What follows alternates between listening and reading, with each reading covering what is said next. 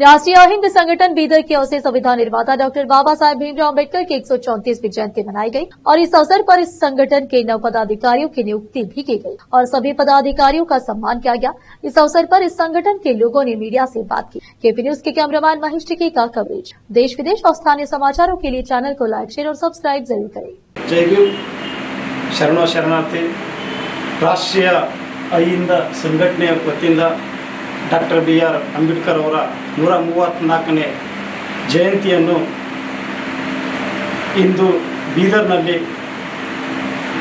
ತಮ್ಮ ಕಾರ್ಯಾಲಯದಲ್ಲಿ ಉದ್ಘಾಟಕ್ಕೆ ಆಗಮಿಸಿದಂಥ ಡಾಕ್ಟರ್ ಅಮೃತ ಎಸ್ ಮೂಳ್ಕೆರೆ ಅವರು ತಮ್ಮೆಲ್ಲರಿಗೂ ಹೃದಯಪೂರ್ವಕವಾಗಿ ಜೈ ಭೀಮ್ ಹೇಳುತ್ತಾ ಮತ್ತು ತಮಗೆ ಕೃತಜ್ಞತೆ ತಿಳಿಸುತ್ತಾ ಇಂದಿನ ದಿವಸ ಡಾಕ್ಟರ್ ಬಾಬಾ ಸಾಹೇಬ್ ಅಂಬೇಡ್ಕರ್ ಅವರ 134ನೇ ಜಯಂತಿಯನ್ನು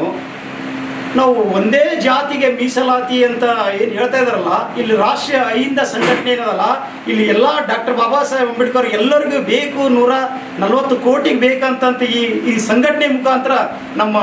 ದೇಶಕ್ಕೆ ಮೆಸೇಜ್ ಹೋಗ್ಬೇಕಂತ ಈ ವೇದಿಕೆ ಪ್ರಕಾರ ನಾನು ಹೇಳಕ್ಕೆ ಇಷ್ಟಪಡ್ತೀನಿ.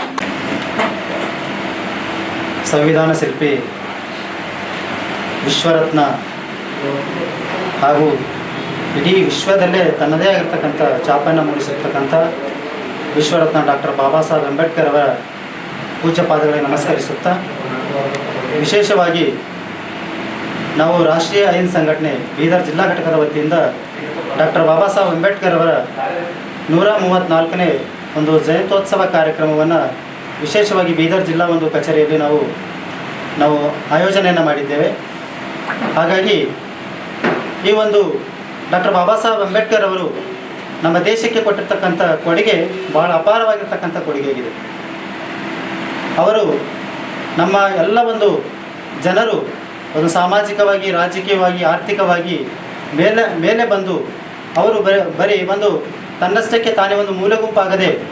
ಅವರು ಅಧಿಕಾರವನ್ನು ಪಡಿತಕ್ಕಂಥ ನಿಟ್ಟಿನಲ್ಲಿ ತಾವು ಕಾರ್ಯಪ್ರವರ್ತರಾಗಬೇಕು ಅಂತಕ್ಕಂಥ ಒಂದು ಒತ್ತನ್ನು ಡಾಕ್ಟರ್ ಬಾಬಾ ಸಾಹೇಬ್ ಅಂಬೇಡ್ಕರ್ ಅವರು ಕೊಟ್ಟಿದ್ದಾರೆ. ಆ ಒಂದು ನಿಟ್ಟಿನಲ್ಲಿ ಅವರು ಶಿಕ್ಷಣ, ಸಂಘಟನೆ, ಹೋರಾಟ ಅಂತಕ್ಕಂಥ